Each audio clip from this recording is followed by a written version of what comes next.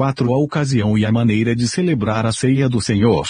Após termos considerado, pela misericórdia do Senhor, a natureza da ceia do Senhor, as circunstâncias em que ela foi instituída, e as pessoas a quem foi designada, gostaria apenas de acrescentar uma palavra quanto ao que nos ensinam as Escrituras sobre a ocasião e o modo de sua celebração.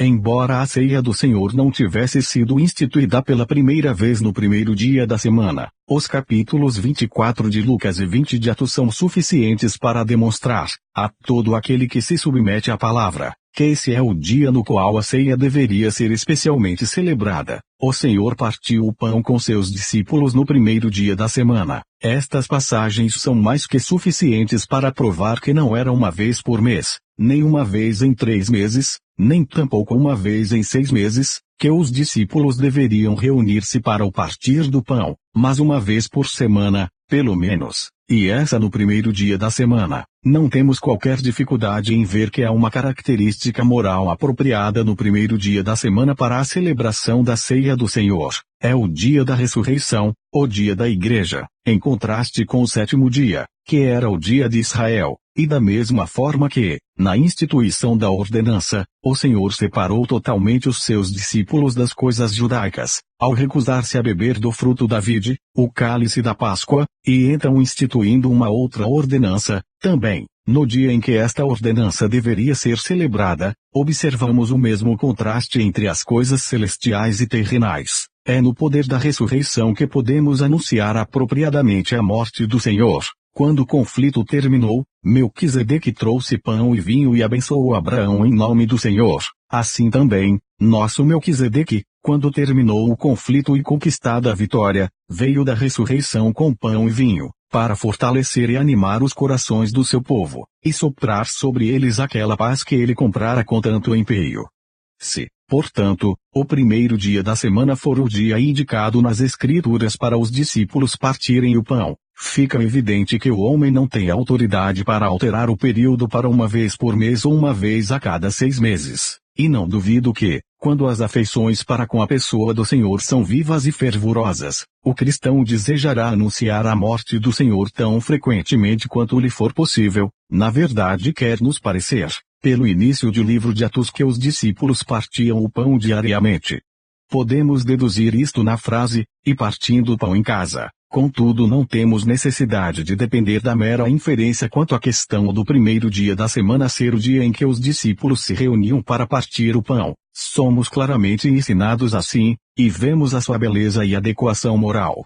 Isto quanto à ocasião. Quero agora falar algo quanto à maneira de celebrar a ceia. A principal aspiração dos cristãos deveria ser mostrar que o partir do pão é o objetivo primeiro e mais importante de se reunirem no primeiro dia da semana. Deveriam mostrar que não é para a pregação ou ensino que se reúnem, se bem que o ensino possa ser um complemento feliz, mas que o partir do pão é o assunto principal que tem em vista. É a obra de Cristo que anunciamos na ceia, pelo que ela deveria ter o primeiro lugar, e, depois de ter sido plenamente anunciada, deveria haver uma plena e desimpedida oportunidade para a obra do Espírito Santo no ministério. A missão do Espírito é expor e exaltar o nome, a pessoa e a obra de Cristo, e se lhe for permitido orientar a Assembleia de Cristãos, o que sem dúvida fará, ele dará sempre o primeiro lugar à obra de Cristo. Não posso terminar estes comentários sem manifestar meu profundo sentimento da fraqueza e a superficialidade de tudo quanto tenho dito sobre um assunto tão importante. Sinto, na presença do Senhor, perante quem desejo escrever e falar, que tenho falhado tanto em mostrar toda a verdade acerca deste assunto, que quase me sinto tentado a impedir que estas páginas sejam publicadas. Não é que eu tenha uma sombra de dúvida quanto à verdade que tenho procurado frisar, não, mas sinto que, para escrever sobre um assunto como é o partir do pão, numa época em que há tanta confusão entre os cristãos professos, há necessidade de afirmações diretas, claras e transparentes, para o que sinto-me pouco capacitado. Temos apenas uma vaga ideia de como a questão do partir do pão está ligada inteiramente com a posição e testemunho da Igreja na Terra, e conhecemos igualmente muito pouco da maneira como este assunto tem sido inteiramente mal compreendido pela Igreja professa. É preciso que o partir do pão seja a afirmação clara do fato que todos os crentes são um só corpo, Porém a Igreja professa, por haver se fragmentado em seitas, e levantado uma mesa para cada seita, tem negado este fato na prática.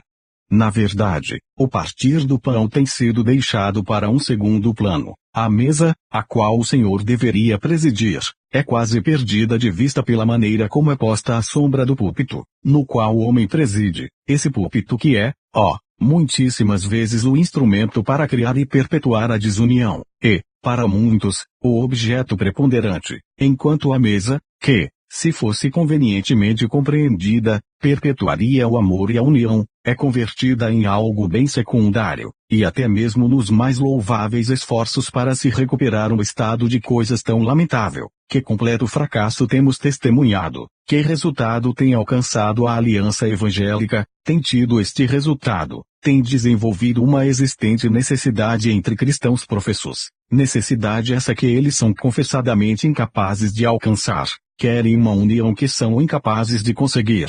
Por quê? Porque não querem abdicar de tudo aquilo que foi acrescentado à verdade e se reunirem em conformidade com a verdade, para partirem o pão como discípulos. Digo, como discípulos, e não como membros da igreja, independentes, batistas, etc. Não é que tais pessoas não possam estar de posse de muita verdade preciosa, refiro-me àqueles de entre eles que amam o Senhor Jesus Cristo, certamente que podem, mas não possuem a verdade que iria impedi-los de se reunirem para partir o pão, como poderia a verdade jamais impedir os crentes de darem expressão à unidade da igreja. Impossível. A existência de um espírito sectário naqueles que retêm a verdade pode fazer isto, mas a verdade nunca. Mas como é que as coisas estão atualmente na igreja professa? Cristãos de várias comunidades podem reunir-se para leitura, orações e cânticos, durante a semana, mas quando chega o primeiro dia da semana, não têm a mínima ideia de darem a única prova real e eficaz da sua unidade, que o Espírito pode reconhecer,